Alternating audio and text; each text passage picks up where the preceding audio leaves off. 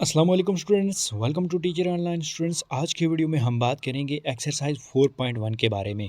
Exercise 1.1 से लेकर 4.1 तक तमाम एक्सरसाइजेज के तमाम सॉल्व क्वेश्चंस आपको प्लेलिस्ट में मिल जाएंगे। इसके अलावा वीडियो शुरू करने से पहले आपसे एक छोटी रिक्वेस्ट, वीडियो को लाइक नहीं किया कर दें और चैनल को सब्सक्राइब नहीं किया तो ज़रूर सब्सक्राइब कर दें। चलिए लेट्स गेट स्टार्टेड। एक्सरसाइज 4.1 है हमारे पास, जिसमें मुख्तलिफ कन्वेरियंस हैं। इसके अलावा करेंसीज वगैरह को यानी कन्वर्ट करना, और इसके बाद अलावा जो है नफ़ा नुकसान फाइंड करना। कोई चीज़ उसने इतने में ख़रीदी और उस वक्त ख़रीदी, बाद में रेट चेंज हो गया तो उसको क्या फ़र्क पड़ा, ये वो। ठीक है, आसान सी चीज़ें हैं, इतनी मुश्किल नहीं है। ठीक है, अच्छा। और सबसे पहला जो क्वेश्चन है इसमें थोड़ा डिफरेंट क्वेश्चन है। Convert $250 into sterling pound. तो स्टर्लिंग पाउंड में आपने कन्वर्ट करना है यूएस डॉलर को, लेकिन अब आपके पास ना डॉलर की वैल्यू है ना पाउंड की है, तो आप कैसे कन्वर्ट करेंगे? तो थोड़ा सा अनइम्पॉर्टेंट क्वेश्चन कह सकते हैं, लेकिन ज़्यादा इम्पॉर्टेंट भी हो सकता है। क्यों? क्योंकि जब आपको पेपर में आएगा तो वो साथ कोई ना कोई वैल्यू दे देगा। ठीक है, और अभी हम इसके लिए एक टेबल गिवन है आपको। पिछले पेज पे जाएं अगर आप इसी बुक के, तो आपको एक टेबल गिवन है। उस टेबल पर आपको ये वैल्यूज़ सारी दी गई हैं, लेकिन अगर आपको वो वैल्यूज़ नहीं देता तो आप ख़ुद से भी फ़र्ज़ कर सकते हैं। क्वेश्चन पेपर में अगर ये क्वेश्चन आ जाता है तो आप लोग इसकी वैल्यू फ़र्ज़ कर लेंगे, ख़ुद सेलेक्ट कर लेंगे। ठीक है, और ज़रूरी नहीं है कि आप इस वैल्यू को ज़ुबानी याद रखें, इस पूरे टेबल को ज़ुबानी याद रखें। ठीक है, बस इतनी सी बात समझ लीजिए। ठीक है, अगर वो नहीं देता तो आप ज़रूरी नहीं है कि आप इसको ज़ुबानी याद करें, वो आप ख़ुद सेलेक्ट कर लेंगे उधर। ठीक है, अच्छा। अब हमारे पास है जी पहला question, convert to $50 into sterling pound. Sterling pound में कन्वर्ट करना है जी यूएस डॉलर्स को। ठीक है, सबसे पहले इसको क्या करते हैं, डायरेक्टली तो ये नहीं हो सकता, ऐसा कोई फार्मूला नहीं है, तो हम इसको पहले रुपीज़ में कन्वर्ट करेंगे। ठीक है, अच्छा, रुपीज़ में कैसे कन्वर्ट होगा? देखिए, जो बुक में आंसर दिया है उसके मुताबिक हम इसकी क्या वैल्यू लेंगे, जो उसने बाइंग टीटी क्लीन की वैल्यू रखी हुई है यूएस डॉलर के लिए। ठीक है, मैं आपको बताता हूँ कैसे। यूएस डॉलर की हम वैल्यू लेंगे 83.800। ठीक है, ये टेबल में गिवन है, आप लोग वैल्यूज़ देख सकते हैं वहाँ पर बुक में। अच्छा, 83.80। ठीक है, यानी 1 US डॉलर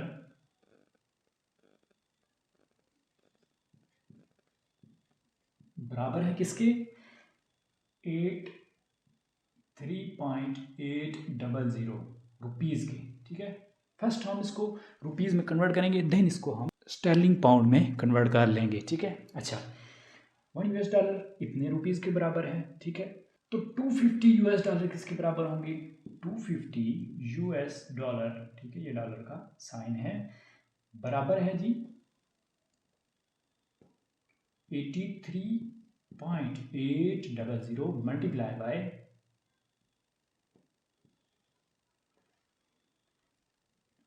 250। ठीक है, यानी ए की ये कीमत है, तो 250 की क्या होगी, उसको 250 से मल्टीप्लाई कर दें। ठीक है, तो 250 से मल्टीप्लाई करके देखते हैं हमारे पास क्या आंसर आता है। ठीक है, 83.800 मल्टीप्लाई बाय 250, तो ये आ गया हमारे पास 20,950, यानी 20,950। ठीक है, 20,950 ये हमारे पास रुपीज़ में आ गया। ठीक है, अब हम देखते हैं हमारे पास एक पाउंड कितने रुपीज़ के बराबर होता है। ठीक है, ज़ाहिर है इसको पाउंड में तो कन्वर्ट करना है, क्योंकि यही उसने क्वेश्चन में पूछा हुआ है। तो उस टेबल का इस्तेमाल करते हुए 1 पाउंड बराबर है 129.7968 रुपीज़ के। ठीक हो गया, अच्छा। अब अगर 1 पाउंड इतने के बराबर है तो 1 रुपया कितने के बराबर होगा? अब हम इसको नीचे ले जाते हैं, पाउंड के नीचे, तो पता चल जाएगा हमें कि 1 रुपया कितने बराबर है। ठीक है, यानी 129 1 divided by 129.7968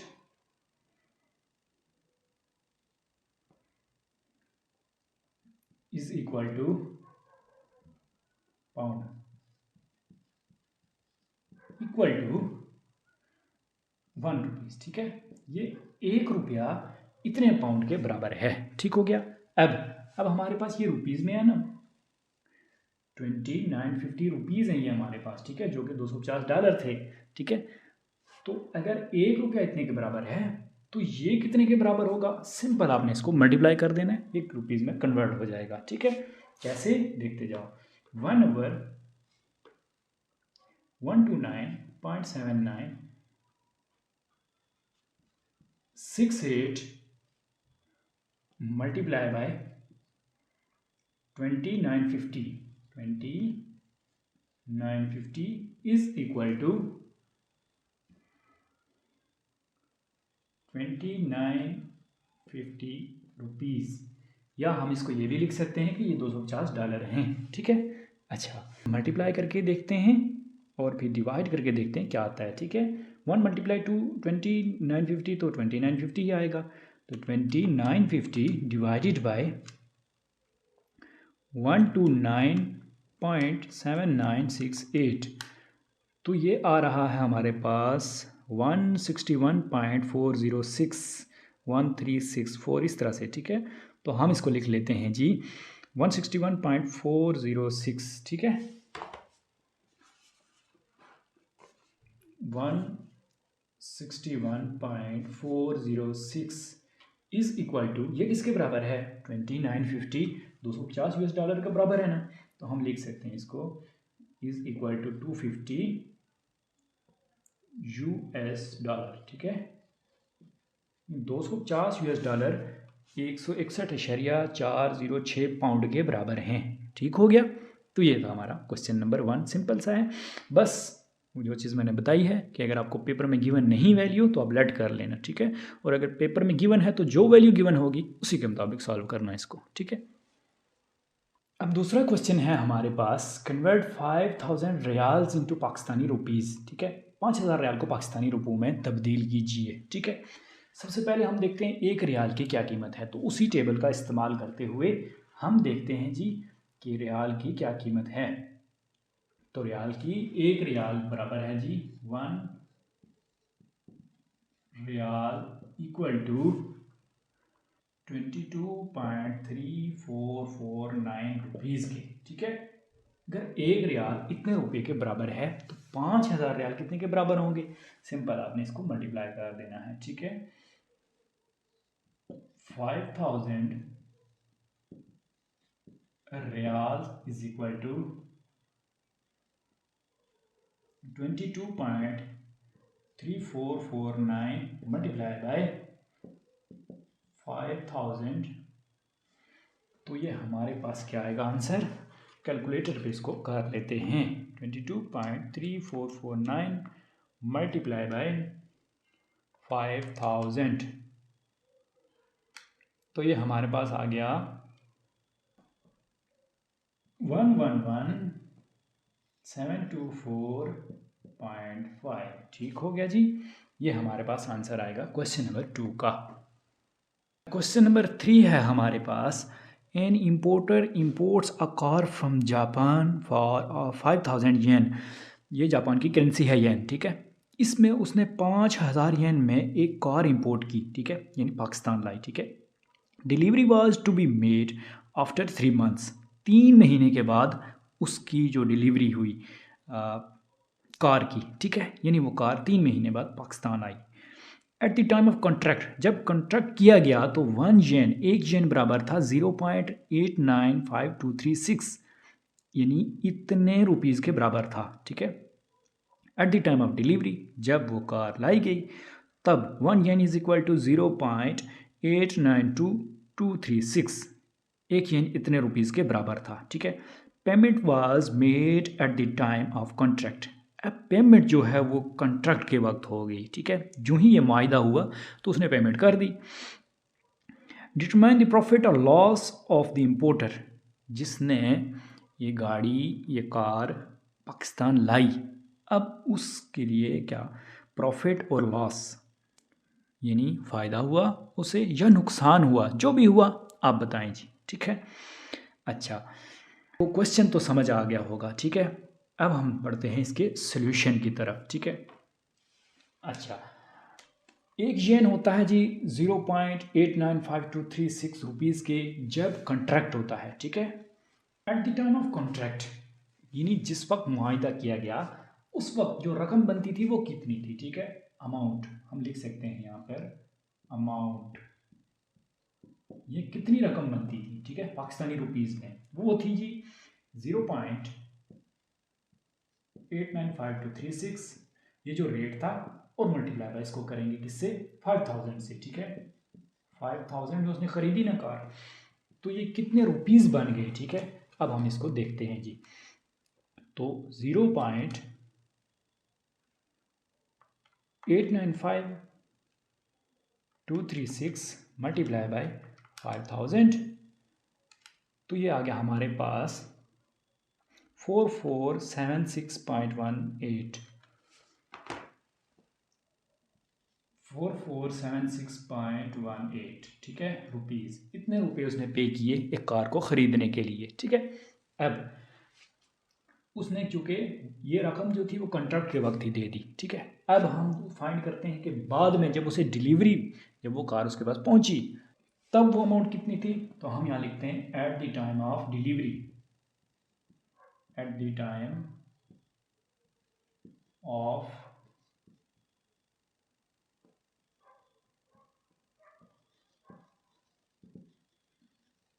delivery, eight the time of delivery. अब हम देखेंगे कि वो अमाउंट कितनी बनती है जी, ठीक है।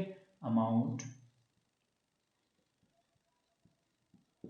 Is equal to 0.895236 multiply by 5000।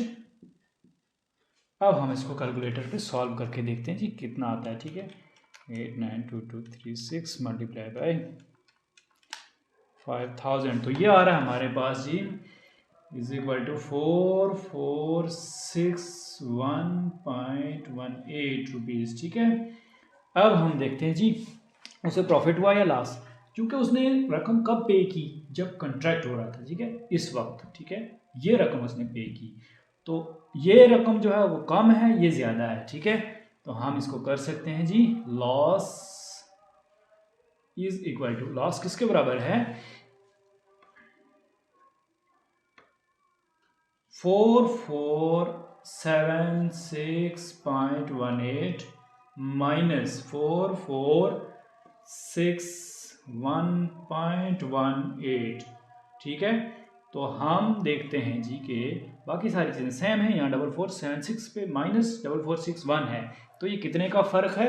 अब हम इसको कैलकुलेटर पे सॉल्व करके देख लेते हैं, ठीक है। 4476.18 माइनस 4461.18, तो ये आ गया हमारे पास 15, ठीक है। कितने रुपए का लॉस हुआ उसे, 15 रुपीज़ का। बहरहाल कोई इतना ज़्यादा नुकसान नहीं है, लेकिन नुकसान तो नुकसान ही है, ठीक है ना। अच्छा जी, नेक्स्ट क्वेश्चन नंबर 4 है हमारे पास जी। A customer wants to convert 150 American dollars into rupees. एक कस्टमर है, ग्राहक है, वो 150 अमेरिकन डॉलर को रुपीज़ में कन्वर्ट करवाना चाह रहा है, ठीक है। He goes to an authorise dealer, वो ऑथराइज डीलर के पास जाता है। He offers him conversion at the rate of $1 is equal to RS 84.100, ठीक है। 84.100 रुपये में वो कहता है कि मैं आपको कन्वर्ट करके दूंगा $1 के हिसाब से, ठीक है। If it is converted with a money changer, अगर वो मनी चेंजर के पास जाता है, $1 is equal to rate is 83.4495, तो 83.4495 उसके पास रेट है, मनी चेंजर के पास, ठीक है। Determine amount into rupees. सबसे पहले अब वो क्या कह रहा है कि आप फाइंड करें जी, determine the amount into rupees, rupees में कन्वर्ट करना है आपने इसको। और if it is converted with, अगर इसको कन्वर्ट किया गया हो किससे, अथॉराइज डीलर से, मनी चेंजर से, दो चीज़ें। और तीसरी चीज़ उसने पूछी है कि the loss due to the conversion with the money changer, और मनी चेंजर के पास पैसे तब्दील करवा रहे हैं तो उसमें आपका लॉस कितना होगा वो भी फाइंड करें, ठीक है। सबसे पहले जो चीज़ उसने पूछी है वो अथॉराइज डीलर। अगर वो ऑथराइज डीलर से करवाता है चेंज तो फिर उसके पास कितनी अमाउंट होगी वो अमाउंट फाइंड करनी है, ठीक है। तो ऑथराइज डीलर हम यहाँ पे लिखते हैं, उसके पास रेट क्या है, उसका रेट ये है, ठीक है। और थ्रू ऑथराइज डीलर, तो ऑथराइज्ड डीलर यानी डीलर अथॉराइज्ड डीलर के थ्रू अमाउंट वो कितनी रकम बन रही है इक्वल टू, अगर 84,100 का $1 है तो उसके पास $150 है ना, तो मल्टीप्लाई करेंगे इसको 84.100 मल्टीप्लाई बाय 150, ठीक है, ठीक है ना, समझ आ गई बात। अब हम इसको कन्वर्ट करके देखते हैं क्या आता है हमारे पास, ठीक है। 84.100 मल्टीप्लाई बाय 150, तो ये आ गया हमारे पास 12615 यानी 12,615 रुपये, ठीक है।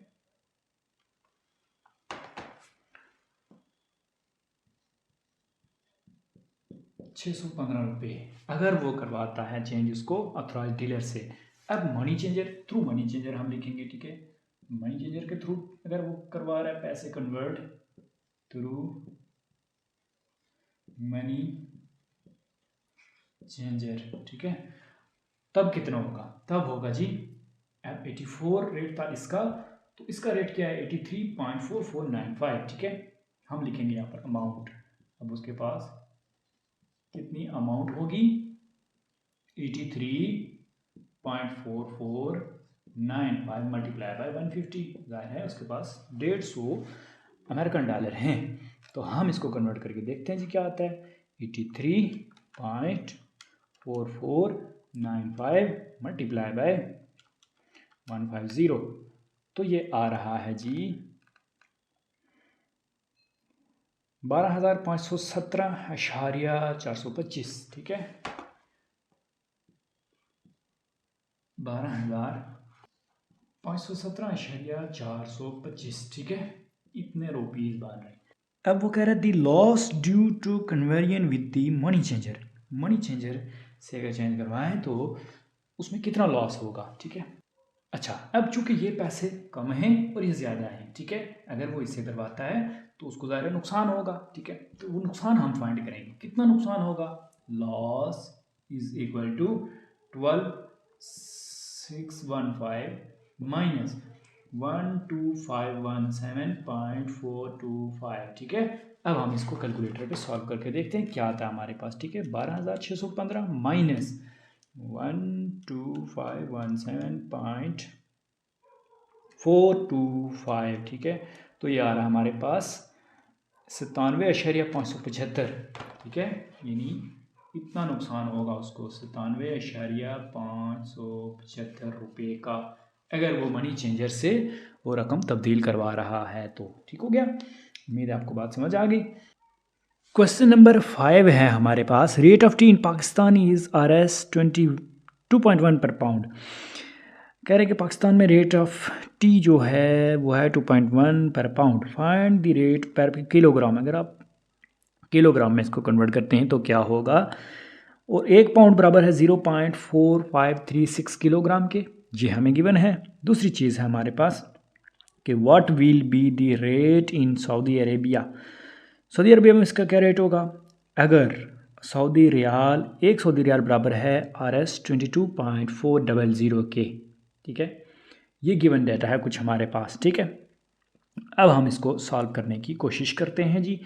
अब हमें चाहिए रेट पर किलोग्राम, ठीक है, किलोग्राम में हमें रेट चाहिए, तो हम क्या करते हैं जी, सबसे पहले इसको नीचे ले आते हैं, ठीक है। देखें 1/0.4536 पाउंड, पाउंड है ना ये, pound is equal to 1 kilogram, ठीक है, यानी इसके साथ जो लिखा हुआ था इसको हम नीचे ले आए, ठीक है, इस पाउंड के नीचे, तो हमारे पास ये क्या आ रहा है आंसर, हम इसको चेक कर लेते हैं, ठीक है, यानी 1/1 डिवाइड 0.4536, ठीक है, तो ये हमारे पास जो आंसर आ रहा है हमने इसको अभी लिखना नहीं, ठीक है, अच्छा, अब हम क्या करेंगे, देखें हमें चाहिए जी एक किलोग्राम इतने पाउंड के बराबर होता है, ये जो आंसर हमारा आया है, ठीक है, 2.2045 इस तरह से आ रहा है, ठीक है। अच्छा, ये 1 किलोग्राम के बराबर होता है, ठीक है। हमें रेट उसने पूछा है, रेट पर किलोग्राम ही फाइंड करें, ठीक है। लेकिन 2.1 पर पाउंड कितना है, टी का जो रेट है वो है 2.1 पर पाउंड, 1 पाउंड के लिए 2.1 रुपीज़, ठीक है। तो हमारे पास यहाँ पर पाउंड कितने हैं वो यहाँ पर आ गया, ठीक है। अब हम इसको लिखते हैं जी, यानी 1/, 0.4536 मल्टीप्लाई बाय क्या रेट है, 2.1, ठीक है। अगर आप इसके साथ रुपीज़ पर पाउंड लिखना चाहें तो रुपीज़ पर पाउंड यहाँ लिखेंगे और मल्टीप्लाई बाय पाउंड करेंगे तो पाउंड पाउंड कैंसिल, रुपीज़ बच जाएगा हमारे पास, ठीक है। तो हम इसको लिख लेते हैं जी, इज इक्वल टू 1 किलोग्राम। अब हम देखते हैं कि 1 किलोग्राम में हमारे पास कितने रुपए बनते हैं जी, ठीक है। ठीक है, तो मल्टीप्लाई बाय ये जो आंसर आया था इसको मल्टीप्लाई करेंगे हम 2.1 से, ठीक है। ये सबसे आसान तरीका करने का, 2.1 से मल्टीप्लाई किया इसको तो हमारे पास आ गया जी 4.6296 इस तरह से आ रहा है, ठीक है। तो हम इसको लिख सकते हैं राउंड ऑफ करके, पर किलोग्राम जो हमारे पास रेट आ रहा है वो है 4.6296 इस तरह से आ रहा है। तो हम इसको 29 को राउंड ऑफ करके हम लिख सकते हैं जी 3, ठीक हो गया। तो 4.63 1 किलोग्राम का रेट आ रहा है जी, ठीक है। अब वो हमसे पूछ रहा है कि इसकी सऊदी रियाल में क्या कीमत होगी, ठीक है। तो सऊदी रियाल में एक सऊदी रियाल कितने के बराबर है, 22.400 रुपीज़ के। तो हम सबसे पहले 1 रुपये की कीमत फाइंड करते हैं, ठीक है। फाइंड करते हैं जी इसको, 1 डिवाइडेड बाय 22.400 और आगे इसके साथ लिख लेते हैं जी रियाल्स, इक्वल टू ₹1, यानी 1 रुपये के बराबर है ये, ठीक है। तो अब हमारे पास 1 रुपये की कीमत आ गई। हमें कितने रुपीज़ के लिए रियाल की कीमत फाइंड करनी है, तो देखें ये हमारे पास क्या है 4.63, ये रुपीज़ में है, ठीक है ना। ये आपको पता होना चाहिए कि 4.63 रुपीज़ पर किलोग्राम, 1 किलोग्राम के लिए 4.63 रुपीज़ हैं, ठीक है। अच्छा, हमें इन्हीं रुपीज़ के लिए अब रियाल्स की कीमत फाइंड करनी है कि कितने रियाल्स आएंगे उसी के, ठीक है। तो हम इसको लिख सकते हैं 1/22.400 कितने रुपीज़ हैं, multiply by 4.63 is equal to 1 kilogram, यानी 1 किलोग्राम के लिए इसकी कीमत इतनी आएगी, ठीक है। तो हम देखते हैं जी कैलकुलेटर पे सॉल्व करके इसको ज़रा, 4.63 इसको मल्टीप्लाई करेंगे 1 से तो यही आएगा, डिवाइडेड बाय 22.400 तो ये आ रहा हमारे पास 0.206696 इस तरह से आ रहा है। तो हम इसको लिख सकते हैं जी 1 किलोग्राम की जो सऊदी रियाल में कीमत बनती है वो है जी 0.2066 है, तो हम इसको लिख लेते हैं जी 7, ठीक है। अच्छा, एक चीज़ आपने यहाँ याद रखनी है, वो क्या, आपका जो जवाब बुक पे आ रहा है वो गलत है, ठीक है। अगर आप उस आंसर को सही करना चाहते हैं तो आप क्या करेंगे, यहाँ पर 2.1 की जगह 21 कर दें, ठीक है। फिर आपका ये जवाब तो सही आएगा, लेकिन जो हमने इससे पहले निकाला है ये 4.63 ये गलत आएगा, ठीक है। तो कोई एक नया गलत आएगा, तो इस पर बिल्कुल परेशान ना होना, ठीक है, क्योंकि हमारा एक आंसर सही आ रहा है और दूसरा आंसर जो कि बुक पे गलत है। तो जिस तरह का गिवन डाटा वो आपको प्रोवाइड करेगा, आप उसी के मुताबिक उसका आंसर कर देना, ठीक है। क्वेश्चन नंबर 6 है हमारे पास, An exporter of carpet exports to England carpets amounting to 40,000 sterling pound. एक एक्सपोर्टर है, यानी वो शख्स जो यहाँ से चीज़ें बाहर सेल करता है, ठीक है। वो करता है जी एक कारपेट सेल अपना करता है 40,000 स्टेलिंग पाउंड में, ठीक है। The spot buying rate exchange at that time was 129.4542 to 1 sterling. एक स्टेलिंग पाउंड का उस वक्त रेट जो है वो 129.4542 है, ठीक है। He receives amount at the time of when rate is, जब वो रकम वसूल करता है तो उस वक्त कीमत क्या होती है एक स्टेलिंग की 129.0599, ठीक है। यानी उसकी कीमत गिर जाती है तब, ठीक है। अच्छा, हाउ मच ही लूजेज, यानी उसका कितना नुकसान होता है इसमें, तो हम ये नुकसान फाइंड करेंगे। ये बहुत आसान सिंपल सा क्वेश्चन है, ठीक है। अच्छा, अब हम लिखते हैं जी इसको 1 स्टेलिंग पाउंड। सबसे पहले हम लिखते हैं इसको, ये स्टेलिंग पाउंड का रेट कब का, जब वो कारपेट एक्सपोर्ट कर रहा था, ठीक है। तो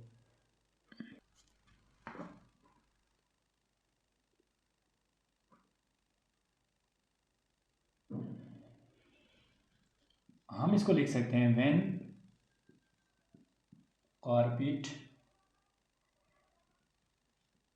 एक्सपोर्टेड, जब कारपेट को एक्सपोर्ट किया गया, यानी बाहर से, यहाँ से बाहर भेजा गया, दरामद किया गया, ठीक है। तो तब एक स्टर्लिंग पाउंड कितना था, ये ऊपर लिखा हुआ है, हम इसको दोबारा लिख लेते हैं। मैं इसको लिख लेता हूँ सिंपल SP, ठीक है। स्टर्लिंग पाउंड बराबर था जी 129.4542 रुपीज़ के, ठीक है। अब हम फाइंड कर रहे हैं उसने कारपेट कितने का बेचा, 40,000 स्टर्लिंग पाउंड का, ठीक है। तो हम लिखते हैं जी एक स्टर्लिंग पाउंड अगर इतने के बराबर था तो 40,000 कितने के बराबर थे, 40,000 sterling pound is equal to 129.4542 multiply by 40,000, ठीक है। अब हम इसको इसे मल्टीप्लाई कर लेते हैं। तो 40,000 स्टर्लिंग पाउंड किसके बराबर आए, 129.4542 मल्टीप्लाई बाय 40,000। तो ये आ गया जी हमारे पास 51,78,168, ठीक है। यानी 51 लाख, नीचे लिख लेते हैं इसको, ठीक है। 51,78,168 इतने रुपीज़ की मालियत है जब कारपेट को बाहर भेजा गया है, ठीक है। अब जब उसको अमाउंट रिसीव हुई है, when amount received, when amount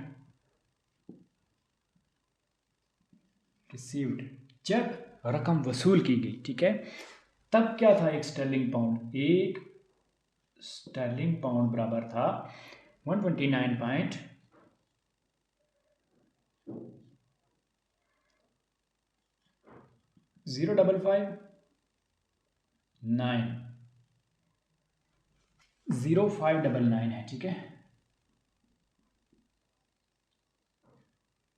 0599 जब उसको अमाउंट रिसीव हुई तब एक स्टर्लिंग पाउंड 129 पॉइंट इतने बराबर था। तो 40,000 स्टर्लिंग पाउंड कितने बराबर थे, 40,000 sterling pound is equal to 129.0599 multiply by 40,000, ठीक है। अब हम इसको मल्टीप्लाई कर लेते हैं जी, ठीक है। 129.0599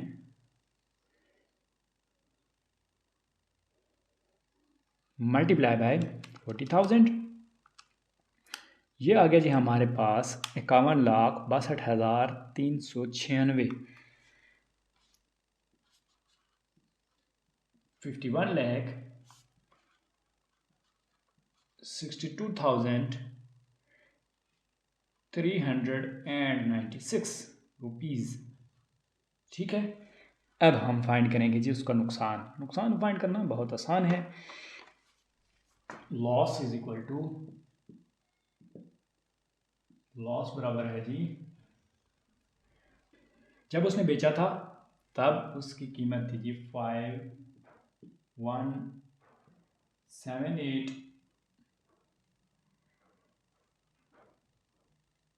168 माइनस 5162 396 तो लॉस बराबर है, हम इसको कैलकुलेटर पे सॉल्व करके देखते हैं। 5178 168 माइनस 5162 396, तो ये आ गया हमारे पास 15,772। ठीक है, 15,772 रुपये का उसे नुकसान हुआ। क्यों? क्योंकि रेट गिरने की वजह से जब उसे अमाउंट रिसीव हुई तब रेट गिर चुका था। ठीक हो गया जी। क्वेश्चन नंबर 7 है हमारे पास। A Pakistani living in Saudi Arabia earns 4370 riyals a month. एक मंथ में एक पाकिस्तानी जो कि सऊदी अरेबिया में रहता है वो 4370 रियाल कमाता है। ठीक है, his monthly expenses comes to 3450 riyals. उसका जो माहाना अखराजात हैं यानी घर का खर्चा वगैरह या जितना भी है, तो वो कहता है जी 3450 है, 3450 रियाल्स है।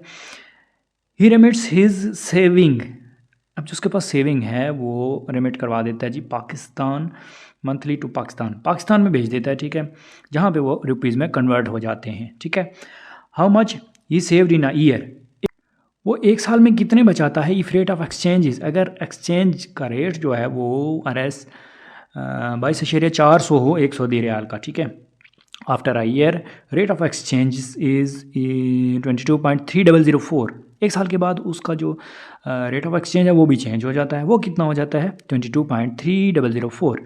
Determine the loss due to monthly remittance, अगर चूँकि वो हर महीने के महीने रेमिटेंस करवा रहा था तो उसका लॉस कितना हुआ इस दौरान।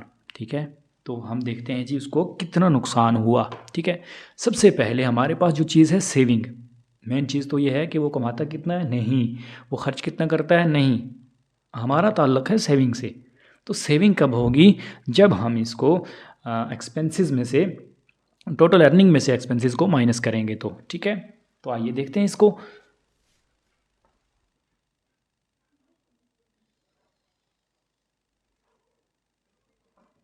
Saving equal to earning minus expenses, इसी के बराबर है ना सेविंग। ठीक है, जो उसकी अर्निंग है उसमें से खर्च निकाल के तो बाकी सेविंग, ये तो आम सी चीज़ है। तो अर्निंग कितनी है उसकी 4370 माइनस 3450 इक्वल टू, हमारे पास कितना आ रहा है, आइए इसको कैलकुलेटर पे करके देखते हैं। ठीक है, 4370 माइनस 3450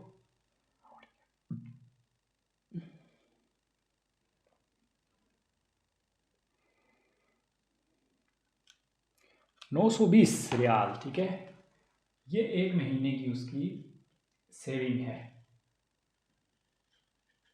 ठीक है, अब अगर वो एक साल की बात कर रहा है तो इसका मतलब है साल में तो 12 महीने होते हैं, तो हम लिखेंगे सेविंग ऑफ द ईयर। ठीक है, saving of year of 1 year या ईयर। ठीक है, साल की कितनी होगी 920 मल्टीप्लाई बाय 12। ठीक है, अब हम इसको दोबारा से मल्टीप्लाई कर लेते हैं जी 12 से, तो ये आ गया हमारे पास 11,040, यानी 11,040 रुपये रियाल उसकी एक साल की बचत है। ठीक है, अब हम देखते हैं जी एक सऊदी रियाल कितने का है, तो एक सऊदी रियाल है 22.400 रुपीज़ का। ठीक है, जब वो भेज रहा था तब यही रेट चल रहा था ना, कितना 22.400 रुपीज़।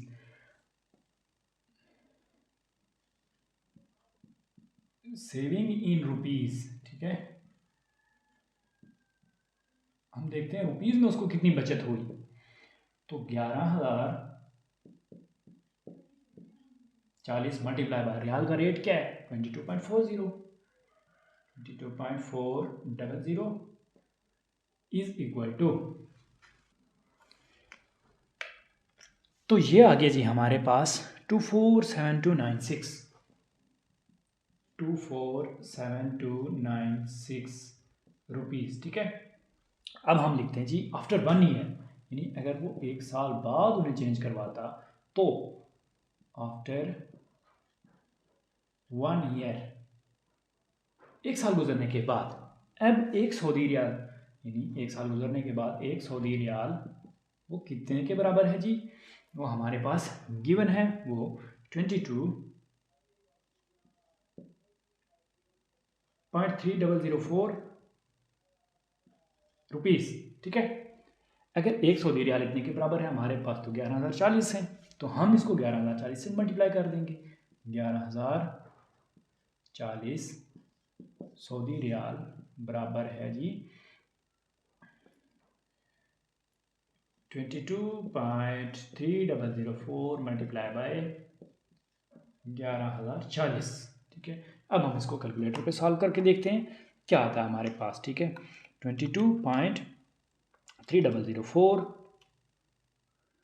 मल्टीप्लाई बाय 11040, तो ये आ गया जी हमारे पास 246196 246196.416। ठीक है, इतने रुपीस। अच्छा जी, अब देखिए ये ज़्यादा है या ये ज़्यादा है। अगर वो 1 साल बाद चेंज करवाता तो उससे मिलते 2,46,196 और पहले उसे मिले 2,47,296। इसका मतलब ये हुआ कि ये उसके लिए बेहतर था। ठीक है, तो अब वहाँ पर लॉस नहीं प्रॉफिट होगा। क्वेश्चन में उसने लॉस पूछा हुआ है लेकिन लॉस नहीं, एक्चुअल में यहाँ पे उसे प्रॉफिट हो रहा है। ठीक है, अब हम देखते हैं कितना प्रॉफिट हो रहा है, तो हम इसको लिखते हैं जी प्रॉफिट इज इक्वल टू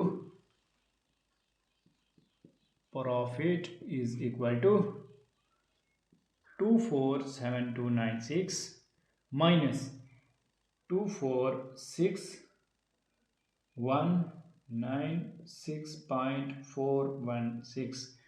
इसको हम कैलकुलेटर पे सॉल्व करके देखते हैं। ठीक है, 247296 माइनस 246196 माइनस 416, तो ये बराबर है जी 1099.584। ठीक है, तो ये इसके बराबर है, इतना उसे नफ़ा हुआ। ठीक है, क्वेश्चन नंबर 8 है हमारे पास। Rizwan purchases a car in Saudi Arabia for 15,000 riyals. Rizwan ने एक कार सऊदी अरेबिया में ख़रीदी 15,000 रियाल की। Delivery was to be made after 3 months. अब उस कार को डिलीवर किया गया कितने महीने बाद, 3 महीने बाद। And payment is also to be made at the time of delivery, और जब डिलीवरी की गई तभी पेमेंट भी की गई उसकी। ठीक है, at the time of contract, जब कॉन्ट्रैक्ट हुआ था यानी जब वो कार उसने ख़रीदी थी, the rate was 1 riyal is equal to 22.400, इतने रुपीज़ के बराबर था 1 रियाल। ठीक है, while at the time of delivery, लेकिन डिलीवरी के वक्त the rate was 1 riyal is equal to 22.0827। अब डिलीवरी के वक्त वो जो रियाल का रेट है वो 22.0827 हो गया। डिटरमाइन द लॉस और profit in rupees due to change in the rate, rate में चेंजिंग की वजह से उसका नुकसान या नफ़ा जो भी है वो आप फाइंड करें। ठीक है, आसान सा है, आइए इसको देखते हैं।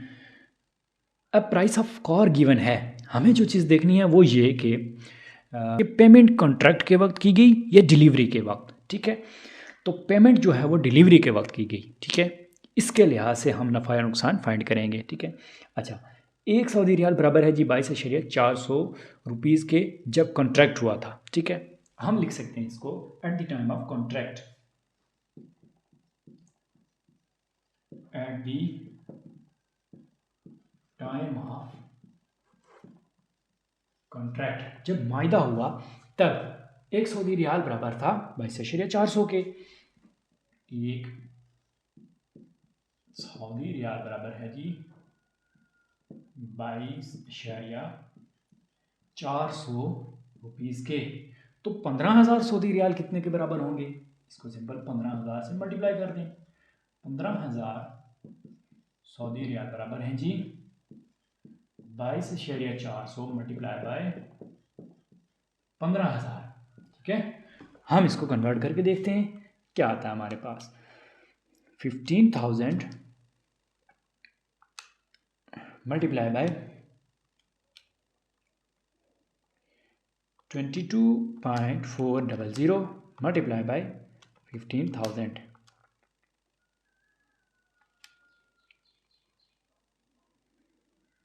तो ये आ गया जी हमारे पास 3,36,000। ठीक है,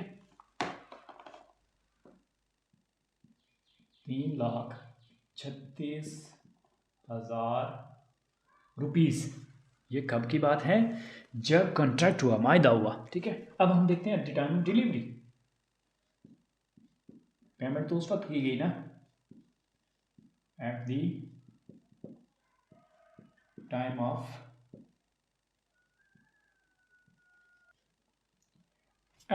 डिलीवरी।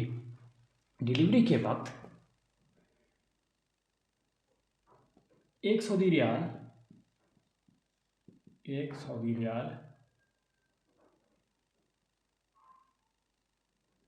वो बराबर है 22.0827 रुपीज़ के। ठीक है, तो 15,000 सऊदी रियाल कितने के बराबर होंगे? 15,000 multiply by is equal to 22.0827 multiply by 15,000।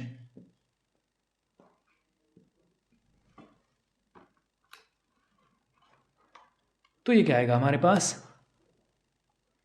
22.0827 multiply by 15,000 33,1240.5 यानी 3,31,240.5 रुपये। ठीक हो गया। अब देखिए उसने पेमेंट कब की? पेमेंट तब की डिलीवरी के वक्त पे, या जब उसने कॉन्ट्रैक्ट किया तब। तो पेमेंट डिलीवरी के वक्त पे की, क्वेश्चन में गिवन है, तो लिहाजा 3,31,240 उसने पे किए। ठीक है, और 3,36,000 का मायदा हुआ। ठीक है, तो हम ये कह सकते हैं कि उसे फ़ायदा हुआ। ठीक है, यानी profit is equal to 336,000 minus 33,124.0.5। ठीक है, अब हम इसको कैलकुलेटर पे सॉल्व करके देखते हैं कितना आता है हमारे पास। 336,000 माइनस 33,124.0.5, तो ये आ गया हमारे पास 47,59.5। इतने रुपये उसे फ़ायदा हुआ। ठीक है, नेक्स्ट क्वेश्चन नंबर 9 है हमारे पास। A friend of Ali living in Saudi Arabia remits Ali 450 riyals. एक दोस्त है एली का, वो सऊदी अरेबिया में रहता है, वो उसको 450 रियाल भेजता है। ठीक है, the bank offers to conversions rate. अब बैंक जो है वो दो तरह के रेट उसको कन्वर्ट करने के दे रहा है। कौन कौन से दो रेट हैं? T buying RS 22.3449 is equal to 1 riyal. T buying rate जो है, यानी इसको कहते हैं टेलीग्राफिक ट्रांसफ़र। ठीक है, टी का मतलब है टेलीग्राफिक ट्रांसफ़र रेट, और इसका जो बाइंग रेट है वो है RS 22.3449। ठीक है, और जो दूसरा रेट है TC बाइंग रेट। अब TC बाइंग रेट क्या होता है? Traveller cheque buying rate. ठीक है, इसका रेट है जी 22.2146 इज इक्वल टू 1 रियाल। ठीक है, ये 2 रेट हमारे पास आ गए।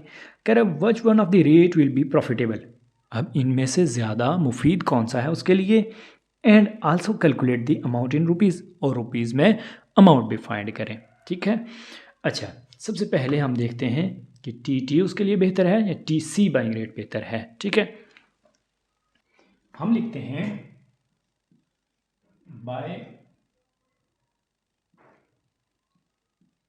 TT बाइंग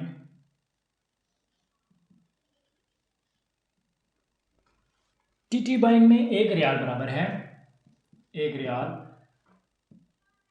22.3449 रुपीज़ के। ठीक है, अब हम देखते हैं कितने रियाल हैं, 450 रियाल हैं। 450 riyals is equal to 22.3449 multiply by 450। ठीक है, तो हमारे पास रुपीज़ में अमाउंट आ जाएगी। हम इसको कैलकुलेटर पे करके देखते हैं। 22.3449 मल्टीप्लाई बाय 450 तो ये आ गया हमारे पास 10,055.205, यानी 10055.205 रुपीज़। ठीक हो गया जी। अच्छा TC बाइंग क्या है, ठीक है, बाय TC बाइंग, ठीक है, उसमें 1 रियाल है जी, 1 रियाल बराबर है 22.2146। ठीक है, तो 450 रियाल किसके बराबर होंगे, 450 riyal is equal to 22.2146 multiply by 450 जो के बराबर है, अब हम इसको कैलकुलेटर पे करके देखते हैं। ठीक है, 22.2146 मल्टीप्लाई बाय 450 ये बराबर है जी 9,996.57 9,996.57। तो हम लिख सकते हैं जी, देखें ना ये ज़्यादा है, 10,055 है और ये 9,996 है, तो हम लिख सकते हैं TT buying is more profitable. ठीक हो गया जी। तो इस तरह से हमारी एक्सरसाइज 4.1 कंप्लीट हो गई। ठीक है, कोई भी क्वेश्चन आप कमेंट सेक्शन में पूछ सकते हैं। वीडियो को अच्छी लगी है वीडियो को लाइक और चैनल को जरूर सब्सक्राइब कीजिएगा। मिलते हैं अगली खूबसूरत सी वीडियो के साथ, तब तक के लिए अल्लाह ने के बान।